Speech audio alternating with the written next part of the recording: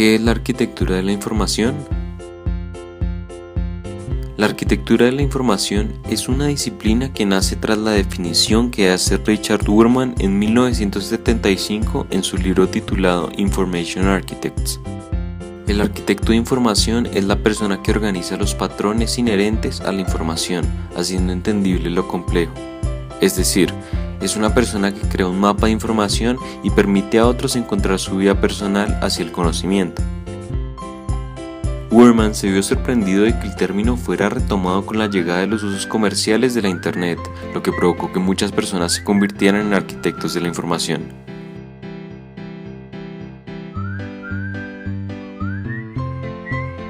Según Wurman, la arquitectura de información es una mezcla de tres campos: tecnología, el diseño gráfico al organizar la información y la manera en que están redactados los documentos.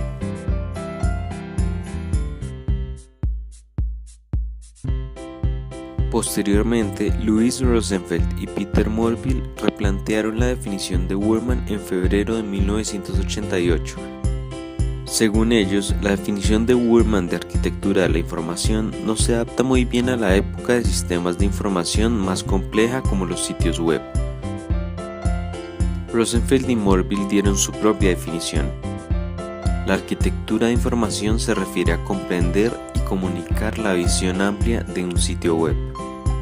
Finalmente, Rosenfeld y Morville, a través de estas tres frases, definieron el término: la combinación de esquemas de organización, etiquetado y navegación dentro de un sistema de información. El diseño estructural de un espacio de información para facilitar la terminación de tareas y el acceso intuitivo al contenido. El arte y la ciencia de estructurar y clasificar sitios web e intranets para ayudar a las personas a encontrar y administrar la información. Hay una etapa previa a la organización de la información. En primer lugar, se debe definir cuál es la información. Según Morville, la información debe ser útil, usable, deseable, encontrable, creíble y valiosa. Posteriormente, para organizar la información se deben responder las preguntas: ¿quiénes son los usuarios?, ¿cuáles son sus objetivos? Y ¿cuáles son sus posibles escenarios o historias? Esto nos va a ayudar a definir las audiencias. Para poder definir bien nuestras audiencias se debe elaborar una lista de los posibles públicos que tendrán acceso a nuestra información. Además, se deben establecer los tipos de contenido. Estos son los estáticos, los dinámicos, los funcionales y los transaccionales. Los estáticos se refieren a los contenidos que nunca cambian. Por ejemplo, al final de las páginas, la aclaración que dice "se reservan todos los derechos de autor", o los números de contacto que muy rara vez cambian. Estos también son contenidos estáticos. Los contenidos dinámicos son las galerías de imágenes, todos los contenidos con los que se va retroalimentando la página, los videos. Luego están los contenidos funcionales, que son los botones, los menús, digamos que hacen alusión a la disposición de cómo acceder a los contenidos. Y finalmente se tienen los contenidos transaccionales, que son todos los procesos sistemáticos de las páginas web que se tienen para poder identificar una información específica del usuario y a cambio darle algo al mismo. Es decir, por ejemplo, cuando se van a realizar compras, se piden unos datos, luego se da a aceptar y hay una serie de pasos que son sistemáticos, son muy rápidos y son pocos los pasos que se deben realizar. Además, se debe evaluar cuáles son los requerimientos funcionales. Estos son los requerimientos técnicos que necesita una plataforma web para funcionar. Luego de esto se debe crear un diseño estructural que funcione de forma intuitiva. Es decir, se deben organizar los objetos y contenidos, planteando una estructura del sitio que es el esqueleto que mantiene todo junto. Esto nos va a ayudar a definir la navegación respondiendo a las siguientes preguntas: ¿cómo usarán los usuarios el sitio? ¿Cómo se mueven los usuarios de un punto a otro dentro del sitio? ¿Y cómo evitamos que se pierda el usuario? Para poder tener un buen esqueleto, primero se debe definir una exploración metafórica dentro del Human Computer Interaction. El Human Computer Interaction, o HCI, es el intercambio de símbolos entre dos o más partes, asignando a los participantes en el proceso comunicativo los significados de cada uno de esos símbolos.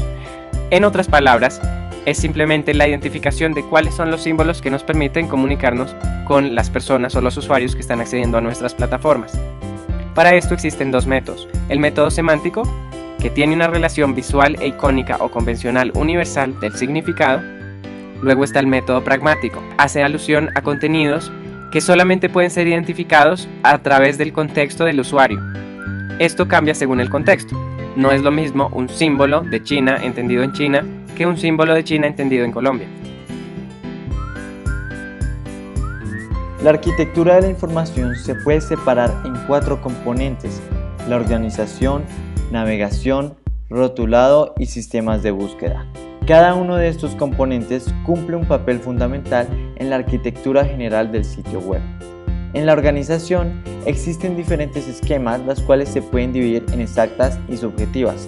La organización exacta se refiere a aquellas que tienen una sola interpretación, como pueden ser las que se organizan en forma alfabética como los diccionarios, mientras la organización subjetiva se basa en diversos criterios, como son las temáticas, entre estas, portales horizontales o tiendas organizadas.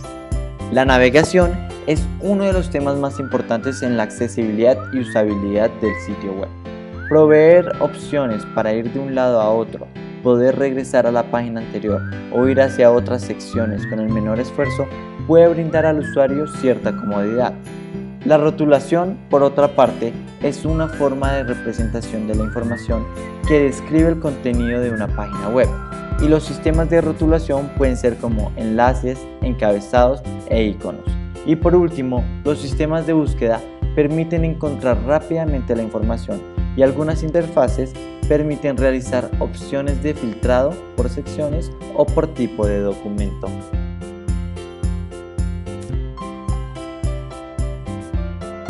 ¿Por qué utilizar la arquitectura de la información? La arquitectura de la información brinda muchos beneficios al ubicar rápidamente la información, pues permite establecer relaciones o enlaces y además reduce costos de mantenimiento.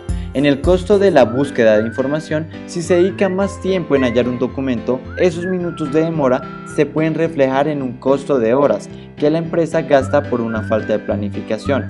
Además, en el caso de que un cliente no haya información, podría representar la pérdida de alguna venta o transacción.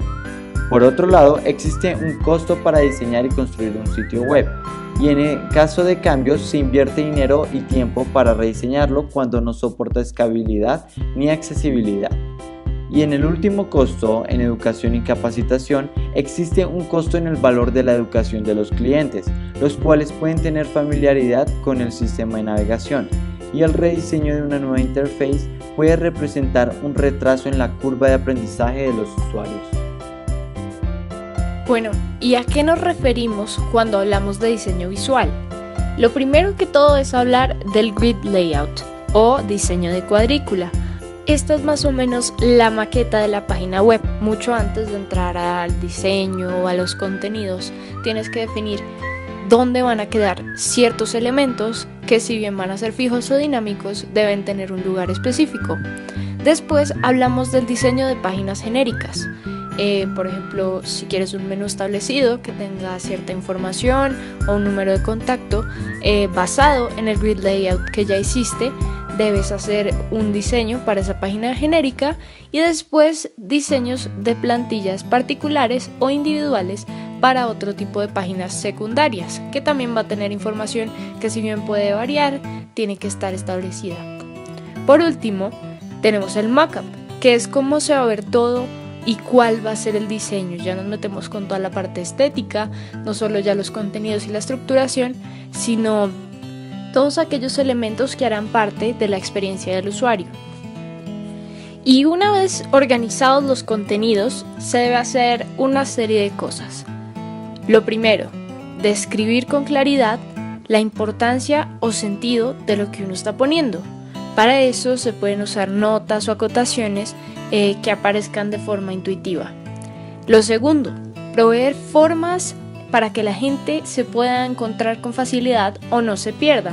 No solo usar botones, sino metáforas funcionales, ilustraciones, videos, entre muchos otros recursos. Tercero, asegurarse de que las necesidades específicas del público se suplan con la disposición de contenidos.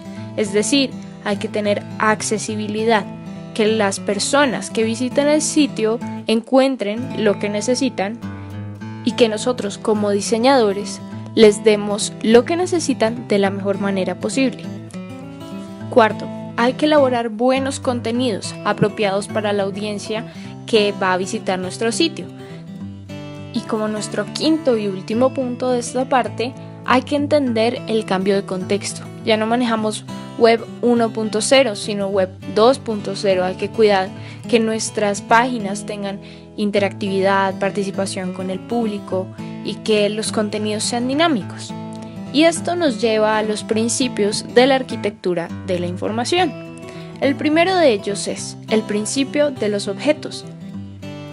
Y es que se debe tratar al contenido como un ser vivo que respira y tiene un ciclo de vida, es decir, que el contenido no debe ser estático nunca. En segundo lugar tenemos el principio de las decisiones, que quiere decir que se deben crear páginas que ofrezcan decisiones importantes para los usuarios, manteniéndolas limitadas para que el usuario no tenga que ni hacer muchas decisiones ni hacer pocas decisiones, lo cual quiere decir que se le debe brindar funciones limitadas a una tarea específica de fondo. Y eso cumplirá con el propósito que tenga la audiencia en la página. Nuestro tercer principio se llama principio de las revelaciones, y lo que quiere decir es que se muestran los contenidos para que el usuario sepa qué información encontrará si sigue por ese camino. Es algo así como dar un preview de lo que se verá más adelante. El cuarto principio es el principio de los ejemplares, que quiere decir que se describen los contenidos de las categorías usando ejemplares de sus contenidos. Y un ejemplo claro de este principio es precisamente Netflix. Netflix categoriza sus películas por género, por actores o incluso por películas relacionadas para que la búsqueda sea mucho más efectiva para todos nosotros. Nuestro quinto principio es el de las front doors, donde se asume que al menos la mitad de los usuarios llegará al contenido por sitios diferentes a la página principal. El sexto es el principio de la clasificación múltiple, que como su nombre lo dice ofrece múltiples maneras de navegar por un sitio, organizar la información por filtros, por fechas, entre otros. El séptimo principio es el de la navegación focalizada, que busca que a partir de la tecnología se focalice la navegación del usuario. Por ejemplo, se hace un menú en la página web para focalizar los lugares a los que se dirige el usuario. Como quien dice, no mezclar peras con manzanas en los esquemas de navegación. Pero tranquilos, no se desesperen, ya casi acabamos esta sección. Por último, tenemos el principio de crecimiento, que habla de que uno tiene que asumir que la cantidad de contenido que tiene hoy en la web es tan solo una pequeña parte del que tendrá mañana. La información en web tiende a crecer de manera exponencial. Recordemos, ¿qué es la experiencia del usuario? Es el beneficio emocional que le trae al usuario en la navegación cuando tiene una buena experiencia. Es también el conjunto de ideas, sensaciones y valoraciones del usuario cuando interactúa con el producto. Y es el resultado de objetivos del usuario y variables culturales. Es decir, cada experiencia del usuario tiene que estar dictaminada por el entorno cultural que le rodea para que se cumplan los objetivos del usuario. Y la usabilidad, en términos técnicos, es la disciplina que estudia el diseño de sitios web para que los usuarios puedan interactuar con mayor facilidad.